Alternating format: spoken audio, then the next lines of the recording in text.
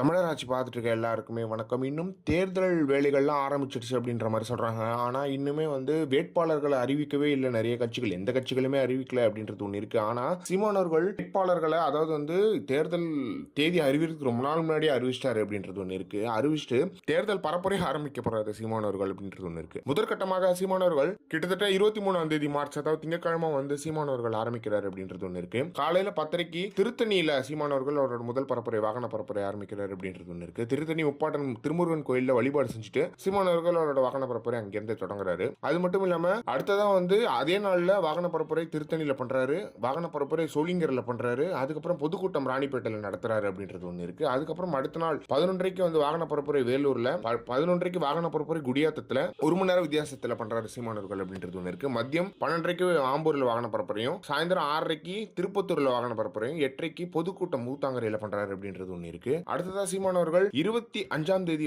காலையில 10:30 கிருஷ்ணகிரியில வாகன பரப்புரை, 11:30 சூளகிரியில வாகன பரப்புரை, 4:30 பாலக்கோடுல வாகன பரப்புரை, மாலை 6:30 to 7:30 வாகன பரப்புரை பாப்பிரெட்டிப்பட்டியில பண்றாரு. அது மட்டும் இல்லாம பெண்ணகரத்துல பொதுக்கூட்டத்தையும் நடத்துறாரு அப்படின்றது ஒண்ணு இருக்கு. பேசும்போது எனக்கே மூச்சாங்குது, சீமானவர்கள் எப்படி இதெல்லாம் பண்ணி முடிக்க போறாரு, இது முதற்கட்டம் தான் அப்படின்றது ஒண்ணு இருக்கு. அதுக்கப்புறம் மார்ச் 26ஆம் தேதி காலை 10:30 சீமானவர்கள் மேட்டூர்ல வாகன பரப்புரை, 11:30 ஓமலூர்ல வாகன பரப்புரை, 1 மணிக்கு சேலத்துல வாகன பரப்புரை, 4:30 வாழப்பாடியில வாகன பரப்புரை, 6:30 ஆத்தூர்ல வாகன பரப்புரை, மாலை 6:30 ஆத்தூர்ல பொதுக்கூட்டம், 8:30 கள்ளக்குறிச்சியில பொதுக்கூட்டம். ஒரே நாள்ல 2 பொதுக்கூட்டத்தை சீமானவர்கள் அட்டன் பண்றாரு அப்படின்லாம் நினைக்கும் போது பயங்கரமா இருக்கு. இறங்கி சம்பவம் பண்ண போறாரு சீமானவர்கள் அப்படின்றது ஒண்ணு இருக்கு. அது மட்டும் இல்லாம மார்ச் 27 சங்கராபுரம்ல வாகன பரப்புரை, திருக்கோவில் உள்ள வாகன பரப்புரை, திருவண்ணாமலையில வாகன பரப்புரை அப்படின்றது ஒண்ணு இருக்கு. அப்புறம் சேத்தப்பட்டுல வாகன பரப்புரை, சாயந்தரம் பொதுக்கூட்டம் வந்தவாசியில 8:30 பண்றாரு அப்படின்றது ஒண்ணு இருக்கு. அடுத்த நாள் காலையில மறுபடியும் ஆரம்பிச்சிடறாரு. காஞ்சிபுரத்துல வாகன பரப்புரை, திருப்பரம்புரத்தூர்ல வாகன பரப்புரை, பூந்தமல்லியில வாகன பரப்புரை, பொதுக்கூட்டம் திருவள்ளூர்ல,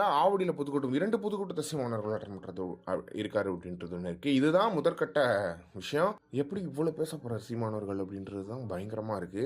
இந்த மாதிரி ஒரு அரசியல்வாதி தமிழ்நாடு என்னைக்குமே மிஸ் பண்ணிடக்கூடாது அப்படின்றது தான் இருக்கு. எனவே இதை பத்தி நீங்க என்ன நினைக்கிறீங்க அப்படின்றது மறக்காம கமெண்ட் பாக்ஸ்ல சொல்லுங்க.